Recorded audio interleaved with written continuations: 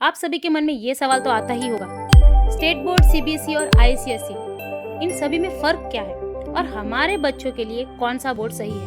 Confuse तो मैं भी हूँ। चलिए मेरे साथ ये पूरा वीडियो देखिए, यही डिसाइड करें कौन सा बोर्ड है हमारे करियर के लिए सही। इन सभी सवालों के जवाब हम जानेंगे इस वीडियो में। अच्छी स्कूल और अच्छी एजुकेशन उतनी ही जरूरत है जितने की गाड़ी चलाने के लिए पेट्रोल। पढ़ेगा इंडिया तो बढ़ेगा इंडिया, लेकिन इंडिया को पढ़ाने के लिए कौन सा बोर्ड सही है? State board, CBSE, IB, IGCSE वगैरह वगैरह वगैरह। इन आधा डजन लिस्ट में से कौन सा बोर्ड आपके बच्चों के लिए सही है? इसके अलावा और कई सवाल आपको सताते होंगे कि स्कूल कैसे चुने, एडमिशन की इंक्वायरी करते समय क्या सवाल पूछे। लिस्ट लंबी है। अब ऐसा हो गया कि बहुत सारे स्कूल्स है, बहुत सारे ऑप्शंस है और कम जानकारी। इसी के बीच पेरेंट्स कंफ्यूज होते हैं और उनकी सिचुएशन ऐसी होती है, कंफ्यूजन ही कंफ्यूजन है, सॉल्यूशन कुछ पता नहीं। और ऐसे में मैं कहूंगी मैं हूँ ना, मैं समझाता हूँ। तो चलिए बिना वक्त गवाए इस वीडियो में हम जानेंगे कि कौन सा बोर्ड सही है आपके बच्चों के लिए। अरे वेट जाइए मत, एक बात बोलनी थी। जैसे पुष्पा बॉक्स ऑफिस पर धूम मचा रही है, वैसे हमारा चैनल भी यूट्यूब पर धूम मचाए। इसीलिए हमारे चैनल को सब्सक्राइब करें, क्योंकि हम आपके लिए हर वो कोशिश करेंगे आपका पेरेंटिंग सफर को आसान करने के लिए। ये वादा है मेरा आपसे, जैसे पुष्पा झुकेगा नहीं और हमारा कंटेंट रुकेगा नहीं। तो फिर जल्दी से सब्सक्राइब कीजिए। तो चलिए वीडियो की शुरुआत करते हैं। बोर्ड सच ना जिसमें होमवर्क ना और छुट्टियां ज्यादा हो, समझे? सर होमवर्क हुआ कि नहीं? अरे भागो, मम्मी आ गई। चलिए कॉमेडी को भी थोड़ी देर के लिए साइड में रखते हैं, अब सीरियस होते हैं, क्योंकि बात है हमारे बच्चों के भविष्य की। मैंने आपको आधा डजन बोर्ड की लिस्ट बताई थी। हम उन सब बोर्ड की बात नहीं करेंगे, हम खाली 3 बोर्ड्स की बात करेंगे, क्योंकि ये अभी मैटर करते हैं आपके बच्चों के लिए। हम बात करेंगे आईसीएसई, सीबीएसई और स्टेट बोर्ड। इन तीनों बोर्ड को अच्छे से समझने के लिए मैंने 3 पैरामीटर सेट किए हैं। पहला है बेसिक स्ट्रक्चर, दूसरा हम जानेंगे सिलेबस के बारे में और तीसरा है करियर अपॉर्चुनिटीज। वीडियो को एंड तक जरूर देखना, क्योंकि एंड में मैं बताने वाली हूँ कि तीनों बोर्ड में से कौन सा बोर्ड आपके बच्चों के लिए सही है, और एक कहानी भी रहेगी जिससे आपका पूरा डाउट क्लियर हो जाएगा। चलिए अब गाड़ी को घुमाते हैं पहले पैरामीटर की तरफ, जो कि है बेसिक स्ट्रक्चर। आईसीएसई यानी Indian certificate of secondary education को हैंडल करता है एक प्राइवेट नेशनल लेवल का बोर्ड, यानी इस पर किसी गवर्नमेंट का हाथ नहीं होता, और इसके अंडर आते हैं सारे प्राइवेट इंटरनेशनल स्कूल्स। अब बात करते हैं सीबीएसई की, यानी central board of secondary education.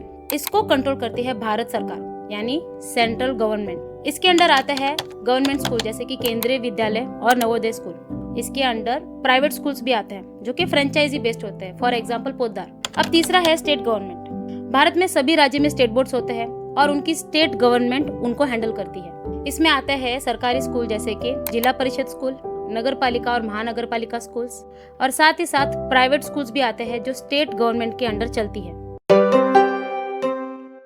अब जानते हैं कितने स्कूल्स हैं पूरे इंडिया में। आईसीएसई के स्कूल्स पूरे इंडिया में बहुत कम है। पूरे इंडिया में आईसीएसई के 2891 स्कूल्स है। सीबीएसई के टोटल स्कूल है भारत में 28,960। अब बात करते हैं स्टेट बोर्ड की। पूरे भारत भर में हर स्टेट में स्कूल्स अलग अलग नंबर पे होते हैं। तो ये तो था बेसिक स्ट्रक्चर तीनों बोर्ड का। अब अपनी गाड़ी मोड़ते हैं सिलेबस की तरफ, यानी पढ़ाई कैसे होती है। आईसीएसई का सिलेबस डिजाइन करता है CISCE, और ये नेशनल और इंटरनेशनल दोनों में अप्रोच होता है। आईसीएसई का सिलेबस सबसे टफ माना जाता है। ये बहुत ही वेल स्ट्रक्चर्ड होता है और बहुत ही डिटेल में डिजाइन किया है, और इसकी लैंग्वेज भी थोड़ी टफ होती है।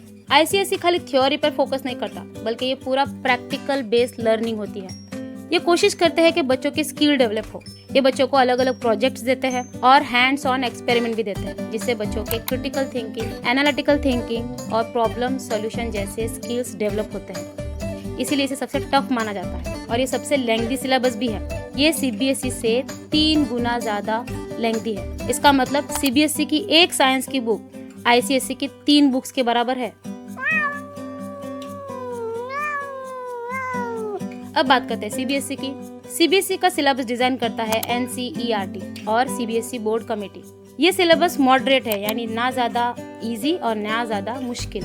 बेसिकली NCERT जो डिजाइन करता है वो कॉम्पिटिटिव एग्जाम्स की प्रिपरेशन के हिसाब से तैयार करता है।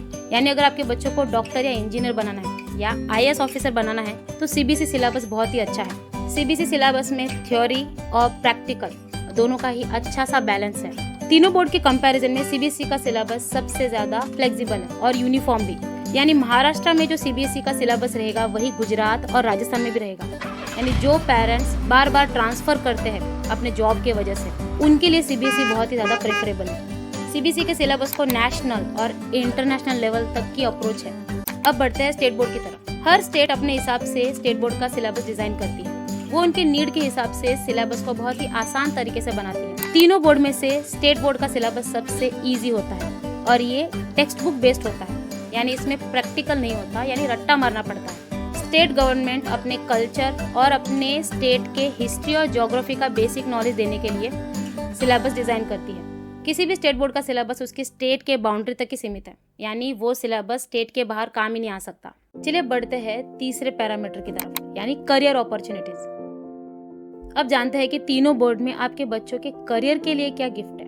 आईसीएसई बोर्ड स्ट्रॉन्ग फाउंडेशन बनाता है। अगर आप अपने बच्चों को फॉरेन भेजना चाहते हो पढ़ाई के लिए या करियर के लिए, तो आईसीएसई बेस्ट है। आईसीएसई को नेशनल लेवल में भी रिकॉग्निशन है, साथ ही साथ इंटरनेशनल लेवल पर भी। इंटरनेशनल एग्जाम जैसे कि आईएलटीएस और टोफल के लिए भी आईसीएसई अच्छा होता है। ऐसा कहूँ तो आईसीएसई के वजह से बहुत सारे करियर ऑप्शंस अवेलेबल रहते हैं। इसी बोर्ड के स्टूडेंट्स नेशनल लेवल के कॉम्पिटिटिव एग्जाम भी दे सकते हैं, लेकिन उनको थोड़ी मेहनत करनी पड़ती है।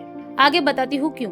तो ओवरऑल कहूँ तो आईसीएसई एक अच्छा करियर ऑप्शन अवेलेबल करा के देता है। अब बढ़ते हैं सीबीएसई की तरफ। सीबीएसई का सिलेबस बनाता है एनसीईआरटी और अपने इंडिया के जितने भी कॉम्पिटिटिव एग्जाम्स हैं, जैसे कि जेईई जो कि इंजीनियरिंग एंट्रेंस एग्जाम होती है, और उसके बाद नीट है जो कि मेडिसिन के लिए होती है, और यूपीएससी जिसमें हम आईएएस और आईपीएस की तैयारी करते हैं। उन सभी का सिलेबस एनसीईआरटी बेस्ड बुक्स पर होता है। यानी अगर आप अपने बच्चों को डॉक्टर, इंजीनियर या कलेक्टर बनाना चाहते हो तो सीबीएसई अच्छा ऑप्शन है। इसके अलावा भी बहुत सारे ऑप्शन है। अगर सीबीएसई का स्टूडेंट चाहे तो इंटरनेशनल यूनिवर्सिटी में या देश के बाहर भी अपना करियर ऑप्शन चुन सकता है। अब बढ़ते हैं स्टेट बोर्ड की तरफ। स्टेट बोर्ड का सिलेबस स्टेट के बाउंड्रीज तक ही सीमित होता है। इसका मतलब स्टेट बोर्ड के स्टूडेंट्स को कुछ ज्यादा ही एफर्ट डालने पड़ेंगे। इसका मतलब ये नहीं है कि वो डॉक्टर, इंजीनियर या कलेक्टर नहीं बन सकते हैं, लेकिन फर्क आता है एफर्ट्स लेने में। आपको एक सिंपल एग्जाम्पल से बताती हूँ। चिंटू और पिंटू दोनों ही 12th पास हो चुके हैं। चिंटू ने पढ़ाई की है सीबीएसई से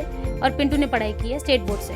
दोनों भी प्रिपरेशन कर रहे हैं जेईई की, इंजीनियरिंग कॉलेज के लिए। लेकिन यहाँ पर चिंटू का सीबीएसई सिलेबस होने के वजह से उसका जो बेस था वो स्ट्रॉन्ग हो चुका है, और यहाँ पर पिंटू को एक्स्ट्रा एफर्ट लेने पड़ेंगे। उसको 5th से लेकर 12th तक के सीबीएसई के सारे बुक्स वापस पढ़ने पड़ेंगे। तो ये फर्क आता है। इसके अलावा स्टेट बोर्ड के स्टूडेंट्स के पास दूसरे ऑप्शंस हैं, जैसे कि स्टेट गवर्नमेंट के कॉम्पिटिटिव एग्जाम, जैसे कि महाराष्ट्र में होता है एमपीएससी, उसमें वो पार्टिसिपेट कर सकते हैं। इसके अलावा टीचिंग, एग्रीकल्चर और कई सारे ऑप्शंस होते हैं स्टेट बोर्ड के स्टूडेंट्स के लिए। तो ये तो थी बेसिक इन्फॉर्मेशन तीनों बोर्ड की। अब सवाल आता है कौन सा बोर्ड आपके बच्चों के लिए अच्छा है। यहाँ पर मैं आपको डायरेक्टली ये नहीं कह सकती कि आप आईसीएसई चुनो, क्योंकि अगर आपके बच्चे स्टेट बोर्ड में पढ़ रहे हैं तो मुश्किल है उनको आईसीएसई में पढ़ना। आईसीएसई के स्टूडेंट स्टेट बोर्ड में आ सकते हैं या सीबीएसई में आ सकते हैं, लेकिन सीबीएसई और स्टेट बोर्ड के स्टूडेंट्स को आईसीएसई में आना थोड़ा मुश्किल है। तो यहाँ पर हम क्या करें? यहाँ पर पेरेंट्स को डिसाइड करना है उनके नीड के हिसाब से। आपका काम मैं आसान कर सकती हूँ। आपको मैं 4 कैटेगरीज देती हूँ या फिर 4 ऑप्शन देती हूँ। उस बेस पे आप डिसाइड कर सकते हो कि कौन सा बोर्ड सही है। जैसे कि पहला है आपकी नीड, या आप अपने बच्चों के लिए कौन सा करियर ऑप्शन चुन रहे हो। यानी अगर आप बच्चों को डॉक्टर बनाना चाहते हो तो सीबीएसई अच्छा है। और दूसरी कैटेगरी आती है बजट। स्टेट बोर्ड के स्कूल सबसे ज्यादा अफोर्डेबल होते हैं और सबसे महंगे होते हैं आईसीएसई के। अगर आपका बजट है स्टेट बोर्ड स्कूल्स का, तो आप आईसीएसई स्कूल में 2 लाख रुपए खर्च करके नहीं डाल सकते। तो यहाँ पर आपको अपना बजट भी सोचना है। और तीसरा आता है लोकेशन। जैसे कि मैंने आपको बताया शुरुआत में कि आईसीएसई के स्कूल्स बहुत ही कम हैं। यहाँ पर आपको देखना है कि आपके घर के पास कितने स्कूल्स हैं, क्योंकि अगर आपका बच्चा 2 घंटे खाली ट्रैवलिंग में बिताएगा तो पढ़ेगा कब। अब चौथा आता है आपके बच्चों के लर्निंग कैपेसिटी। अगर आपके बच्चे की लर्निंग कैपेसिटी आईसीएसई के लेवल की नहीं है तो उसे उस स्कूल में डालकर मतलब नहीं है। मैंने ऐसे बहुत सारे स्टूडेंट्स देखे हैं जो बड़े बड़े स्कूल में जाते हैं लेकिन उनको कुछ समझ ही नहीं आता, और वही दूसरी तरफ स्टेट बोर्ड के गवर्नमेंट स्कूल में पढ़ते हैं, बहुत टैलेंटेड होते हैं। तो इन चारों बातों को समझकर अभी आप डिसाइड करें कि आपके बच्चों के लिए कौन सा बोर्ड सही है। एक और बात मुझे बतानी थी, मेरा पर्सनल नोट है। बच्चे सीखते कैसे हैं? सराउंडिंग से और ऑब्जर्वेशन से। जैसे कि बच्चा आपकी लैंग्वेज सीखता कैसे? आपको सुनकर, आपको देखकर। यहाँ पर मुझे आपको एक कहानी बतानी है। एक बार क्या होता है, एक बच्चा एक खत लेकर अपने मम्मी के पास दौड़ा चला जाता है। मम्मी वो खत पढ़ती है और तुरंत रोने लगती है और अपने बच्चे को गले से लगाती है। बेटा पूछता है, मम्मी खत में क्या लिखा है? हमारे स्कूल ने भेजा था। मम्मी कहती है कि बेटा कुछ नहीं, तुम्हारे स्कूल वाले तुम्हें पढ़ा नहीं सकते क्योंकि तुम बहुत ही जीनियस हो। उनके स्कूल में वैसे लायक टीचर है ही नहीं कि तुम्हारे जीनियस के हिसाब से तुम्हें पढ़ा सके, इसलिए अभी से मैं तुम्हें पढ़ाऊंगी। उसकी माँ अपने बच्चे को घर पर ही सिखाती है और ऐसा सराउंडिंग पैदा करती है जिससे वो बच्चा हर चीज सीख सके जो जरूरी है। आगे जाकर वही बेटा बड़ा होता है और हम सबकी जिंदगी में रोशनी लाता है। पता है मैं किसकी बात कर रही हूँ?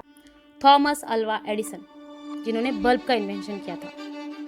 कुछ समय बाद जब थॉमस अल्वा एडिसन अपनी पुरानी चीजों को टटोल रहे होते हैं तब वो उन्हें वही खत मिलता है।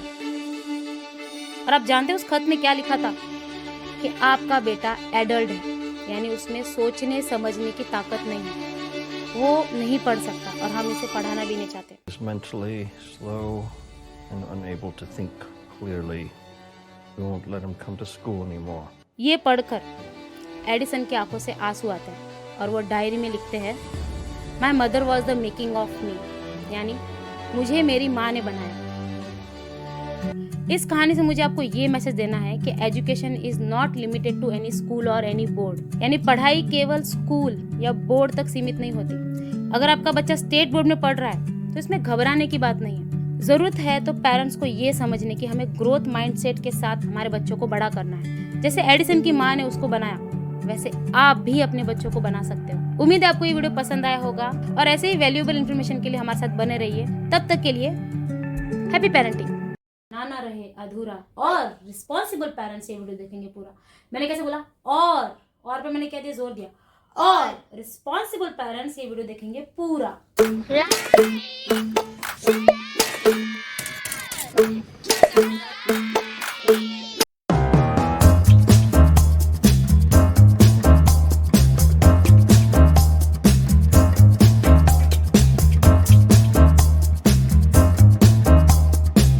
आप भी अपने बच्चों के क्रिएटिविटी को सपोर्ट करने के लिए इस एड्रेस पर उनके ड्राइंग्स को भेज सकते हो या फिर हमें ईमेल कर सकते हो ताकि हम दुनिया के सामने आपके बच्चों के टैलेंट को रिप्रेजेंट कर सकें।